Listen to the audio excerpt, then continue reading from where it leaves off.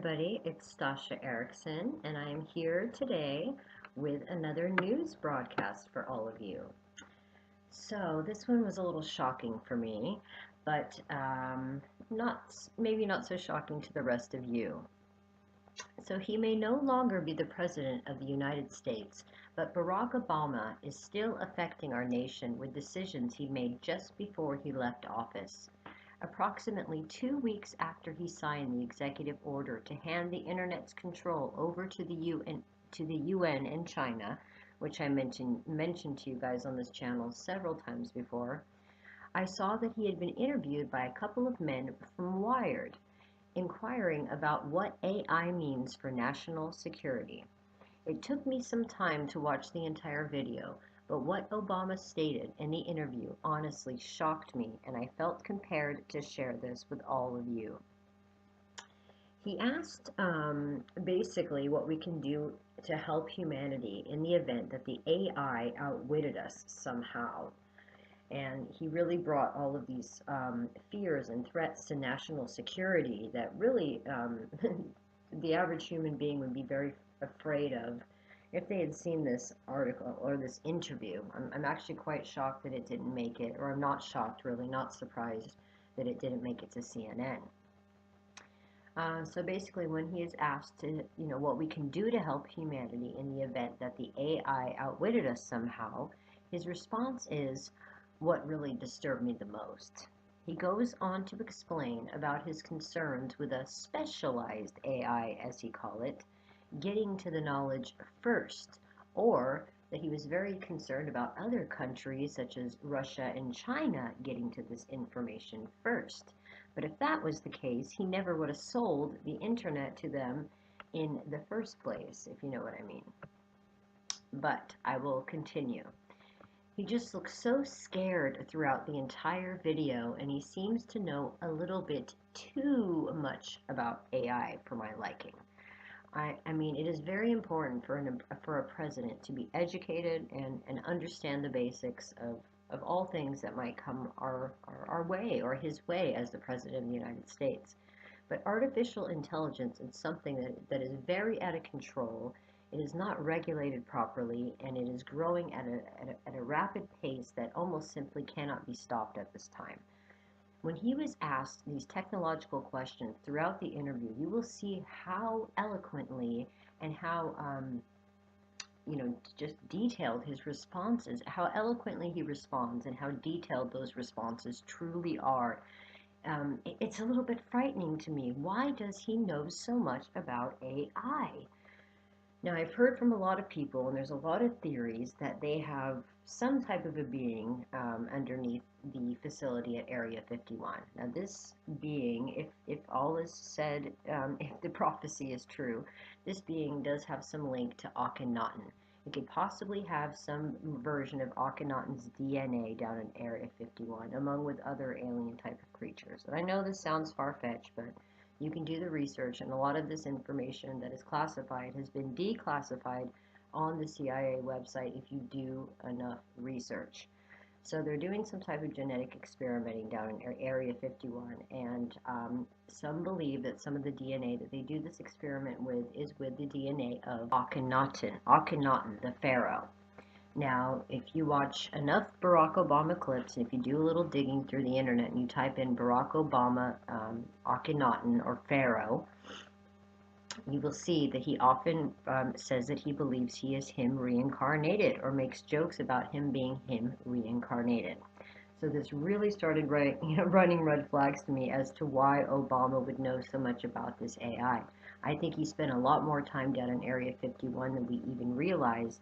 And I know that genetic modification is a real thing. So we don't know if maybe the human beings that are on this planet have already taken this technology, with President Obama or former President Barack Obama included. Back to the article, though, or to the interview. I'm going to leave you the link for the full interview below so you can take a look for yourself. I really want to hear what you guys think about this crazy interview. But he touches on the fact that these self-teaching robots could possibly even hack our nuclear codes, and then we would have a real problem on our hands at that point. He also mentions that the vulnerability of our systems would happen very quickly if we don't get a handle on this soon. I mean, he talks about that there could be a flu virus brought all over the world from these things.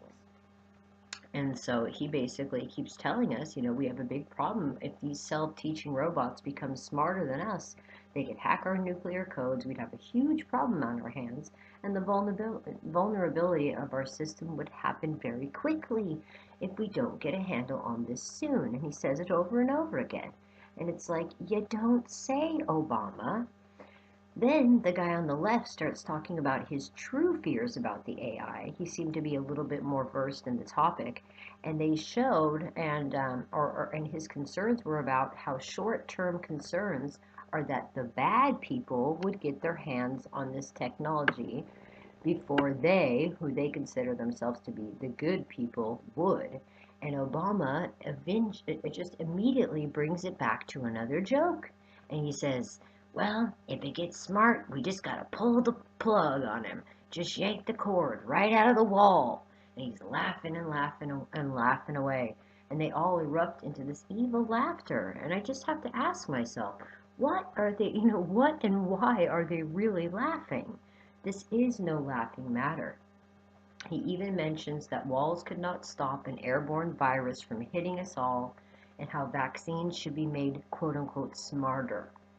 I find that he mentions all of these individual things for a reason to draw more fear and attention to these other topics and disasters that we cannot quote unquote avoid. This entire video is just full of analogies and no real answers.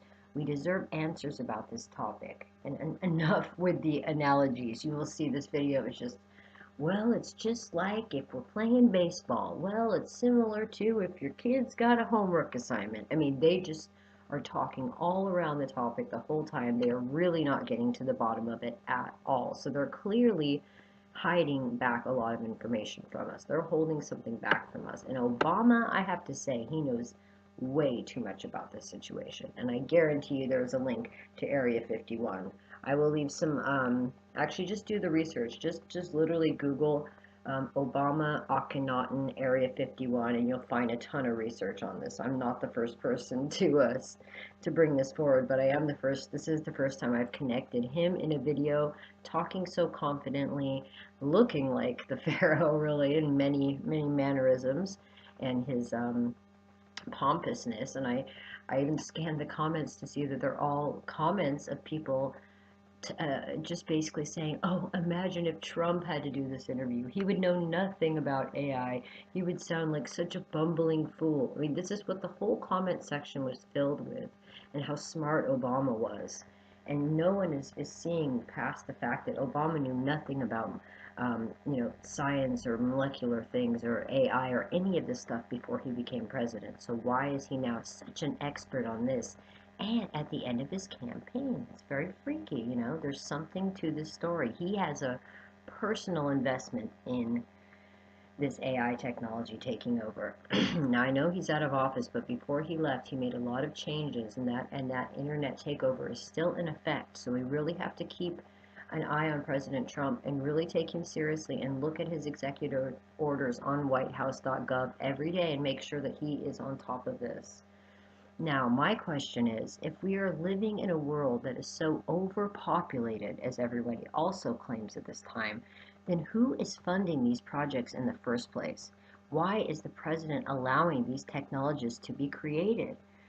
I have conducted further research into this topic of AI and into the one man in particular who is at the top of this pyramid, and that is a man named Elon Musk. In my next news broadcast, we will dive into the madness that is this man, Elon Musk. And from what I remember about the 80s and 90s and being a kid, Elon Musk was some terrible cologne that you bought your dad at Christmas time.